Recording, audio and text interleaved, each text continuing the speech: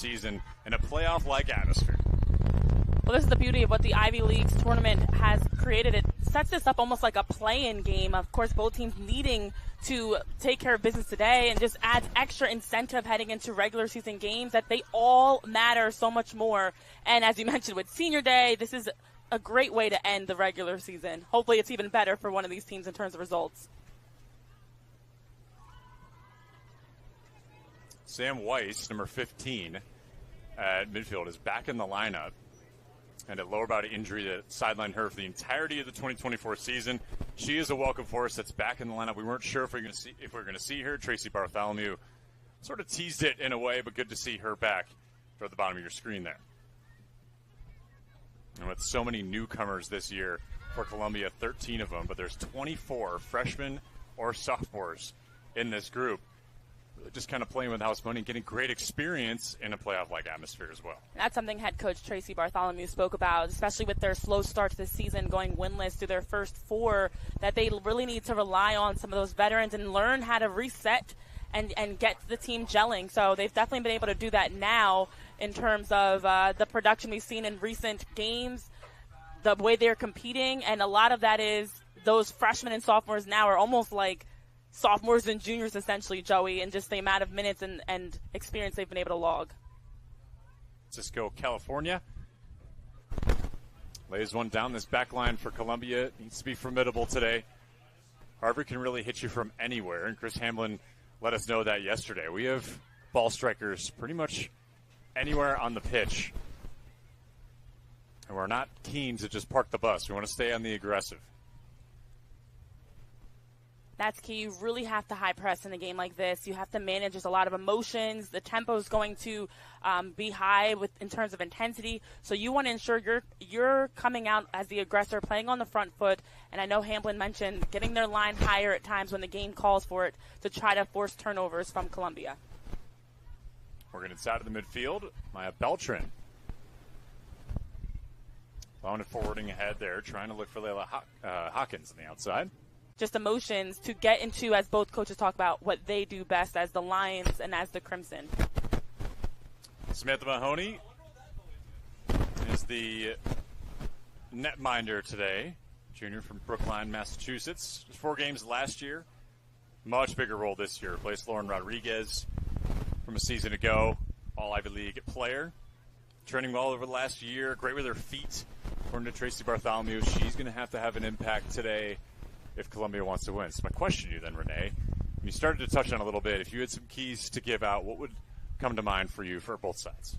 Yeah, I think the one for both teams is in a game like this, there's going to naturally be the ebbs and flows. You've got to be able to ride that wave out, so to speak, and stand disciplined and organized as a unit through that. And also relying on, whether it's through vocal leadership or just your play, to work through You don't want those mistakes. You don't want those errors. You're going to be overthinking things. You don't want to get into that mental headspace. So you have to just get to what you do best, competing, winning your individual battles, and letting the game flow as it does. It's all mental, to be honest, I think, a game like this. Absolutely. And having been a player as well, you understand, too, the drastic stakes sometimes of a late game like this to get into your conference tournament. Well, the reality is, when you were playing? Exactly. The reality is both of these teams know this is a chance for them to potentially win a share of the Ivy League title, get a spot in the tournament. Even for Harvard, they could host. But they also know this could be their last game of the season. That's a lot and a wide range of emotions to bottle up. So it's hard. It's a lot of pressure. But that's why I mentioned it brings that play-in tournament aspect, that this game becomes that much more vital of managing your emotions and making sure you're leaning on your teammates in a game like this. Elsa Santos Lopez and Olaf Christendotter, both forwarding for this Harvard group.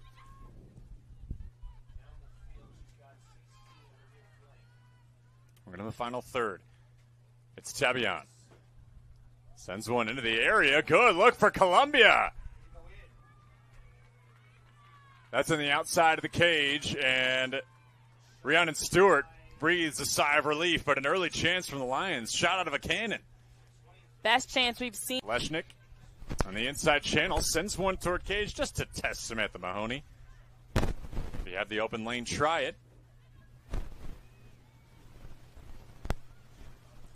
Well, not nearly as dangerous as the opportunity we saw the other way for Mancione, but it is still important that both teams now have had their first shot, a shot on goal at that, for Harvard as well to even return back moments later. And I anticipate this could be that type of back and forth game of each team having strikes and opportunities.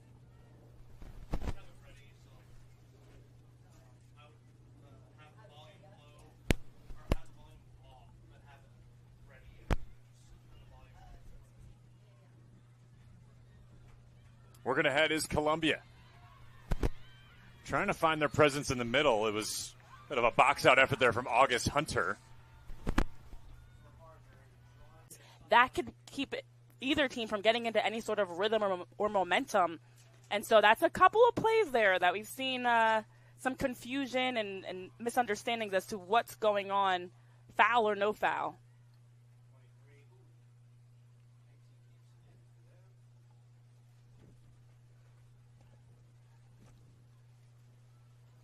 Played forward here for Columbia, and Stewart's there to collect.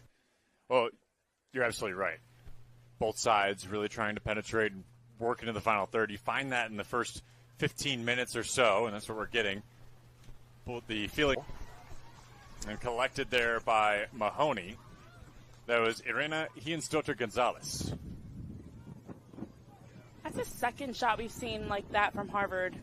From distance, not really a lot of mustard on it, but you do see there, at least as they're getting around the goal, getting their heads up, looking to shoot first. And I think, hey, being that aware of being always ready to shoot is good. You want to continue doing that. But now, if you're Harvard, seeing if you can put something on it in terms of placement and even some more pace on your shot. Is that something early that you see as a mid?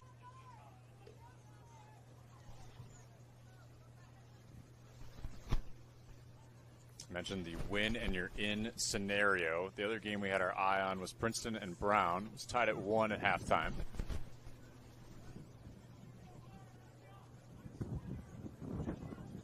If you're Columbia, if you lose today, your hopes of making the Ivy League difficult. So it's very key for Harvard to make sure they're playing more aggressive to try to tie this game up, but still playing disciplined, not getting caught in transition or anything defensively to give up a second. And Princeton has taken the lead over Brown in the 56th minute.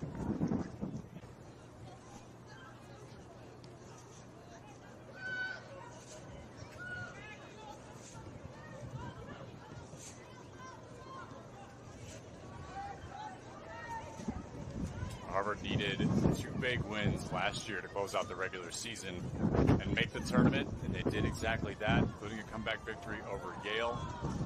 Lauren Munoz, number 22 in black, had a goal and an assist that day.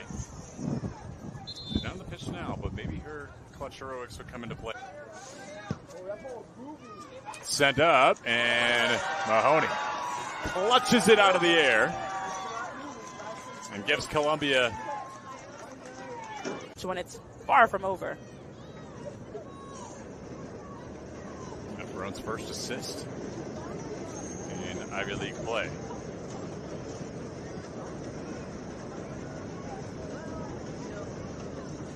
With the Princeton win, either of these teams make it, or both, they're headed to Princeton, New Jersey. There was a far outside chance that if Harvard won and got some other results to favor them, they might be the host.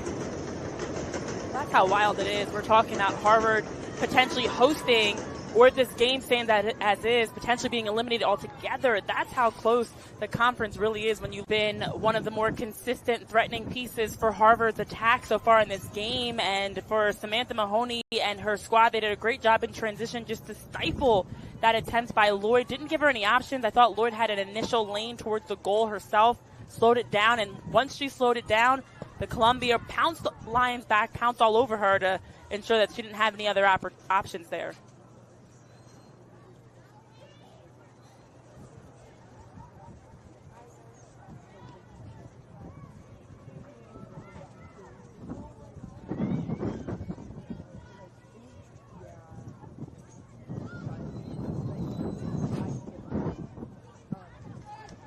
Francois, the one more. Kristen Dotzer tries the back heel flip, and Mahoney's there. Oh, boy. You look at this. On the return. Beautiful out in front for the Crimson. The one more. Saved off the line. I believe that was Bitzer. There's no moral wins. None. Tabione running the spot with some speed. Finding Javers. A goal for the Lions early.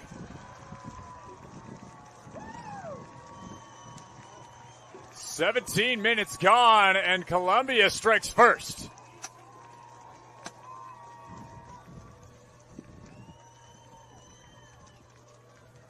And it's the first-year forward from Bethesda, Maryland, Evelyn Javers.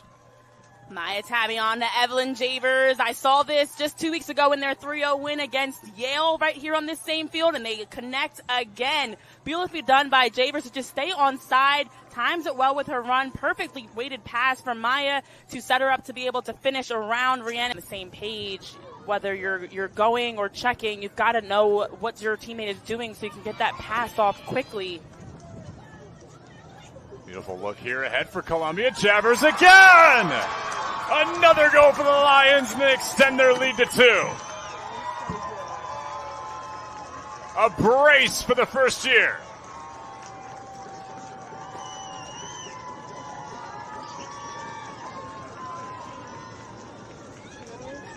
A 2-goal lead for Columbia. Well cushioned. And Evelyn Javers gets her second.